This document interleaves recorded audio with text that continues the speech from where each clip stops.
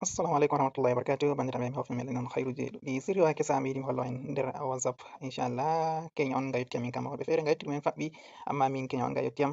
inchallah ngam man en nasta nder WhatsApp mi yiɗi mi holla en sirri majum hedi bani en andi ko ha Facebook ko ha Instagram tan ɗum jo'ina story ko bo en mbiya stati je Facebook ko bo je Instagram ko bo je thread a yiyan ɓe waddante ha jeygo story man ɓe wiyete taƴa subaɓe gimol je a yiɗi a ja'inira a ja'ina to en andi to ha WhatsApp bo sei dei en yaha en modifiya video majum be gimol je en yiɗi gal application feere en wara en je'ina to hande inchallah mi hollan on lawol ngol gatta on je'ina story moɗon ko bo stati moɗon gal WhatsApp be gimol je WhatsApp inchallah en nasta nder WhatsApp meɗen bana ni nda WhatsApp meɗen en nasti nder WhatsApp meɗen banni a wata a nasta nder WhatsApp maɗa banni sai a wara a nasta party stati a nasta batta je stati a wara a mema ha photo haɗɗo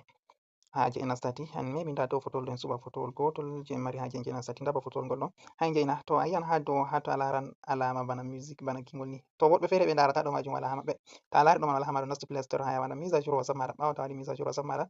a wara a laran ɗo man wari to ha still fayin a lari a tawi waray to nyifu téléphone maɗa acca ɗum ko dedei minti ɗiɗi tati téléphone ɗo nyifi a huɓɓa a wara a tawan ɗo majum wari ha téléphone maɗa inchallah a nasta dow music majum ok banni to a nasti ni ha WhatsApp inchallah e maɓɓita gotel en nana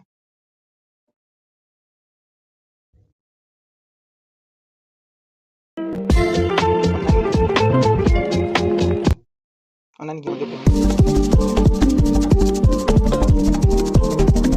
to banni sai a suɓa gimol je a yiɗi hen suɓi bana je ɗo to a ina nda a iya ɗo ok to a ii ɗo tan a yiyan gimol man joɗi gimol man bo ɗo hosa ɗum 15 secondes gimol man ɗo hosa 15 secondes to a lari haɗɗo to a yiɗi a lornan ɗo gimol man to a yiɗi a ɗaga ɓawo to a yiɗi a yaran bo yeeso nda banni aɗo yara music man ɗo mari fu man ɗum 3 minutes banni ɗon dedei na watta jena gimol photo ha story maɗa ha stati maɗa be gimol gal WhatsApp to a yiɗi a ittan to a yiɗi a efasa ɗum bo nda ha dow a lara nda haɗɗo bana alama efasugo a efasa to a timmini a wara a iya ha dow haɗɗo mi anda no hollata be français to a ii ɗo ton